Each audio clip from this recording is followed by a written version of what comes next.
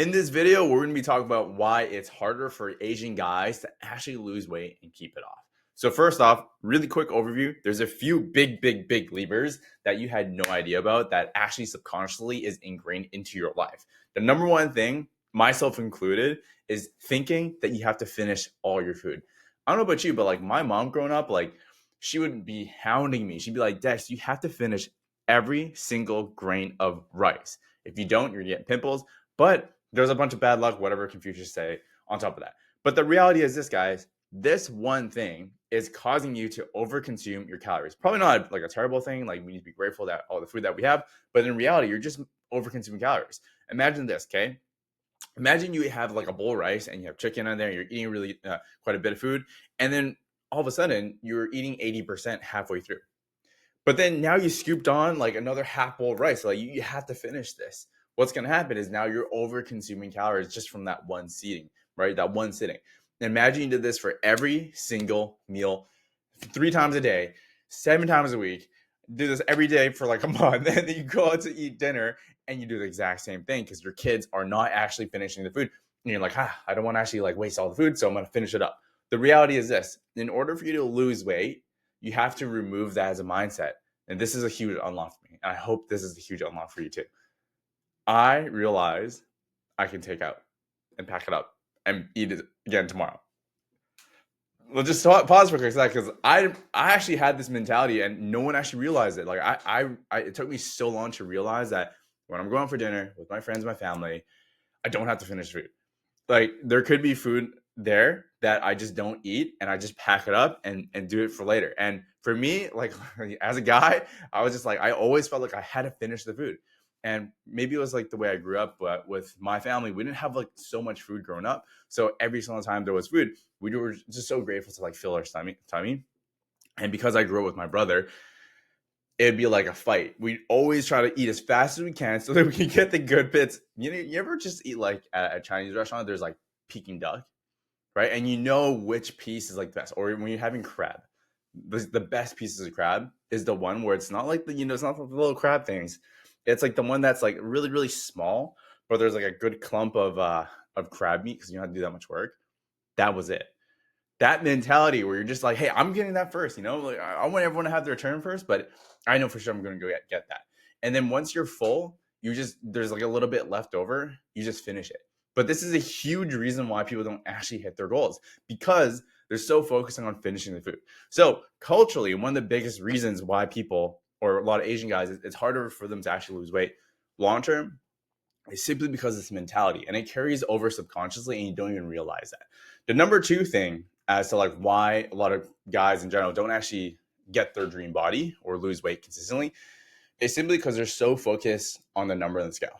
So why am I telling you this? Like, Dex, like if I want to lose weight, like don't I have to like lose 2 pounds a week? Or the reality is this: especially if you're doing stuff like keto or you're cutting your carbs, there's a lot of glycogen storage, right? As soon as you start to eat less inflammatory foods, you have less bloating, your glycogen storage in itself reduces, and that holds on to a lot of water. So when people actually start to do carbs or to cut out carbs, what tends to happen is they'll lose out on more of the glycogen, and the glycogen itself holds water. So then you're just removing that out of your body, and people subconsciously, they think they're losing like 10 pounds of fat in like a week, but reality is you're just losing a lot of water. So when you actually measure that weight, the difference, if someone was to actually be like, hey, in 1 week, I lost 10 pounds, and you actually measured that with a DEXA scan, the reality is you probably lost like maybe of the 10 pounds, you probably lose like maybe 0.5 pounds of fat.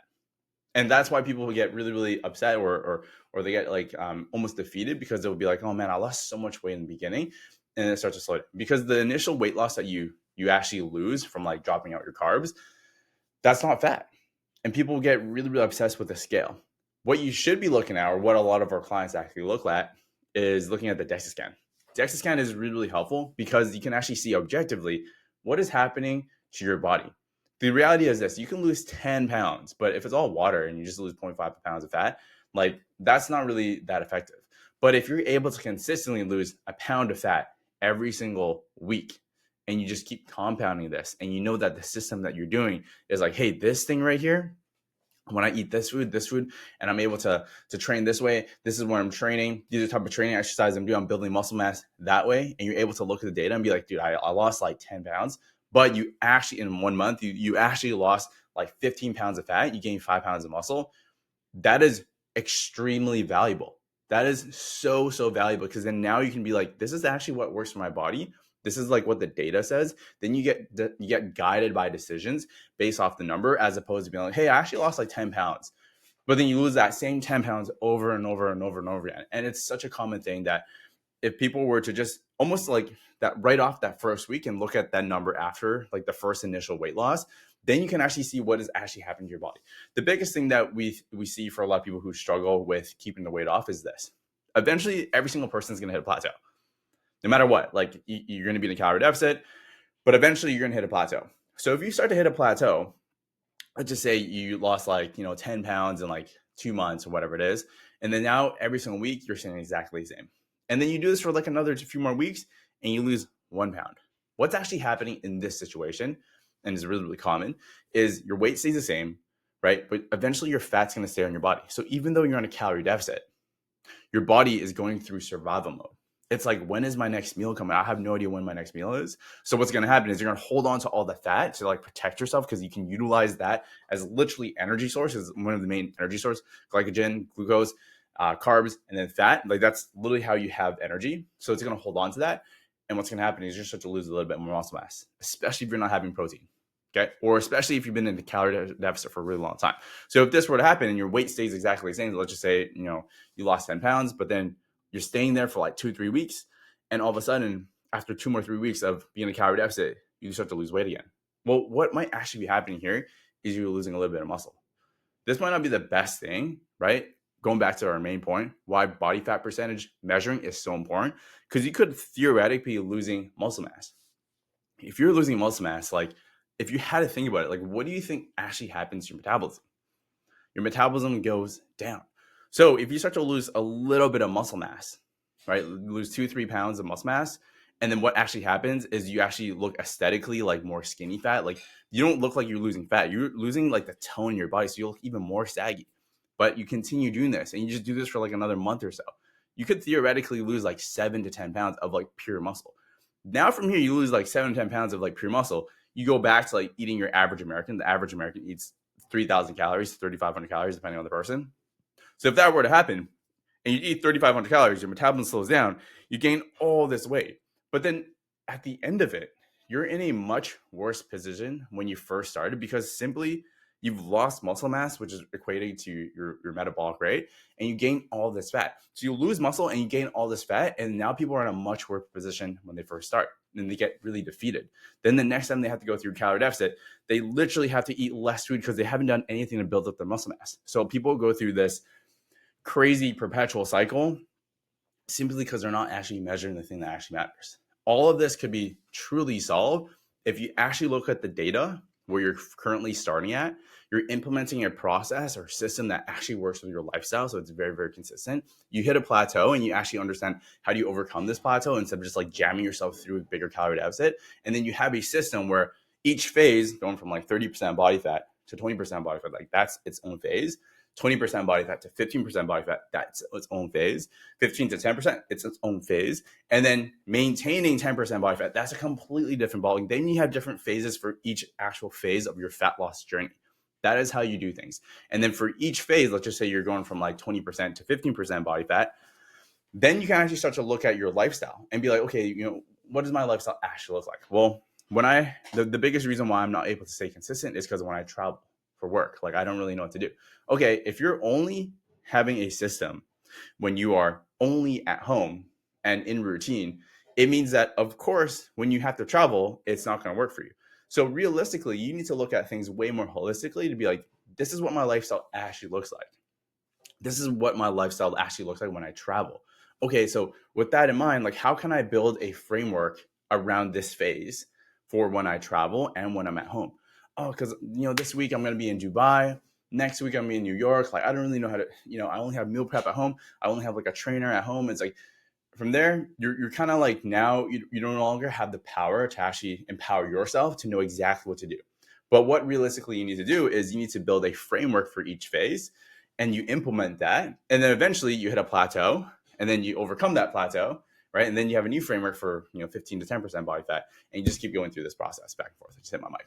But that's the reality of things. You need to have systems in place so that you know exactly what to do based off of like which phase that you're actually in. In terms of like the grind mindset, like a lot of the times people think that you need to train, 5 days a week. You have to do an hour of cardio every single day. Like that is not true.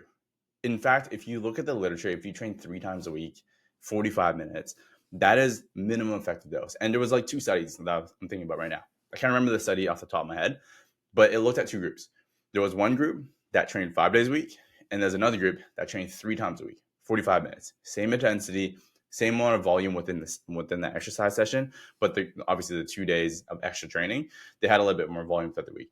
When they compared the study, it was like this 5 days a week of training. Yes, they got a little bit more improvement, but it wasn't that much more. Like it wasn't significant amount. So what does that actually tell you? There's a minimum effective dose for training, especially if it's effective for you. Give an example. Everyone has really, really strong muscles and weaker muscles. And where the value really comes from is actually training the weaker muscles. The reason why, if you train these weaker muscles, the capacity could increase a little bit quicker. Think about like newbie gains. So now you're going to get a lot more stimulus towards a weaker muscle. They create the capacity so it's a little bit bigger. If the capacity is a little bit bigger, the metabolic rate will start to increase as well. So if this were to happen, your metabolic rate increases overall, right? You're highly effectively training the muscle that you actually need to train. This is where a lot of our clients are able to increase their metabolic rate from like that 1,500 calories all the way up to like 2,500 calories. That's like an extra 1,000 calories per day. That's like an extra 7,000 calories per week. If you're actually able to understand your body and actually look at the data and be like, this is what you actually need to train to build this up and then move on to the next phase to build this up, that is where the magic happens. That's where you only really need to train 3 times a week for 45 minutes a day. And then from here, it's highly, highly effective. So going back to the main point here, guys, it is not your fault. It's harder for Asian guys to lose weight because there's a lot of cultural reasons. But just know that the main thing you need to actually understand is you need to have a system that is specific for your lifestyle. That means if you are traveling all the time or you have to work really late hours and that's your life, there's never going to be a time where it's going to be on easy mode for you. Like you're not going to have 100% efficacy to be like, hey, I'm only going to focus on training right now. Like that's unreasonable, right? If, people have like work demands, they have family demands. Like you're never going to have a stage in your life, especially if you're after older than 30 years old, once you quit your job, to be like, I'm 100% only going to train. That is extremely unreasonable. So what you need to do is you need to look at your life, reprioritize, focus on the highest leverage things for each phase. So give you an example, like 30% body fat to 20% body fat, that range here, 100% nutrition. For sure. That's 100% the main thing. Okay. 20% to 15%, that's increasing your non-exercise activity thermogenesis and your nutrition as well. Then you're making things a little bit more flexible for you. 15% body fat to 10% body fat. Again, it's nutrition, but really looking at your lifestyle to make sure you're able to consistently do this. But then you're also looking at the body composition, your DEXA scan to see what the actual changes is. Then you can focus on the thing that actually matters. Then when you're around 10% body fat, you need to create a very sustainable system so it's actually doable long-term. So that for me personally, like I can't track my calories all the time. Like I haven't tracked my calories in over like 15 years. So now it's all based off intuition. I know exactly how to actually build a framework around my life so that if I go to Tokyo, I know exactly what I need to do because I've already done this a bunch of times. So that's all based off intuitions. And that's something you want to do. You want to build frameworks around each phase so it's actually sustainable for you guys. So I hope you guys enjoyed this video. If you have any other questions, drop in the comment below. See you guys.